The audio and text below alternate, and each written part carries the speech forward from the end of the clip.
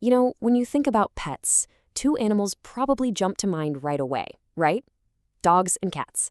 Today, we're going to dive into this incredible story of how these two, who seem so completely different, somehow manage to share not just our homes, but our hearts. Yep, it really all comes down to these two, doesn't it? I mean, for literally centuries, dogs and cats have been right there with us. They're more than just pets. They're woven into the very fabric of our lives. They're those familiar, furry faces so many of us can't wait to get home to. And they are absolute masters at stealing our hearts, aren't they? It's kind of funny, they have totally different playbooks. One comes at you with a big, happy bark, and the other just gives you that quiet, all-knowing look. But you know what? The end result is always the same. They just know how to win us over. All right, so let's get into it. A tale of two spirits. To really get how they can connect, we first have to understand what makes them, well, them. What makes them tick. Okay, check this out. On one side, you've got the dog. Loyal, eager, just a whirlwind of energy, right? Always ready for the next adventure. And then the cat, so different, graceful, curious. There's this quiet wisdom about them. They just have this amazing way of filling whatever space they're in with a sense of calm. So you've got these two totally different personalities. And for ages, the story has been that they're rivals, enemies even.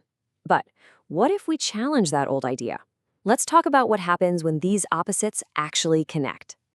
Yeah, this is really the big question, isn't it?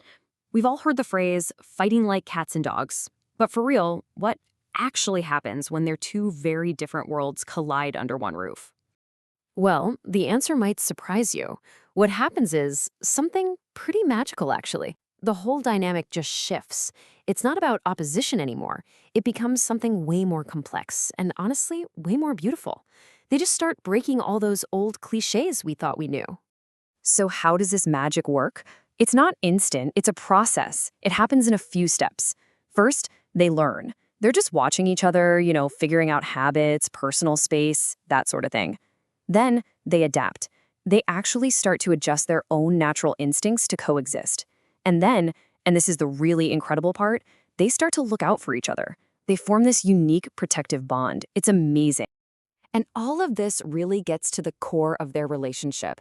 It's not about them changing who they are. No, it's about finding a common ground, a shared language that goes way beyond their differences. And that language, we can call it kindness. But we're not talking about a specific action here. We're talking about the intention. A dog's enthusiastic bark can fill the whole house, and a cat's gentle purr can just melt your heart. They seem like total opposites, but really, they're both speaking the exact same language of affection and comfort. And in the end, their relationship teaches us something pretty profound. They show us that love isn't some one-size-fits-all thing. It's diverse, it's adaptable, and it can be expressed in countless beautiful ways. So when you put it all together, what do we take away from this beautiful story of companionship? Well, it all comes down to life's sweetest moments. I mean, this quote just nails it, doesn't it? It's so true.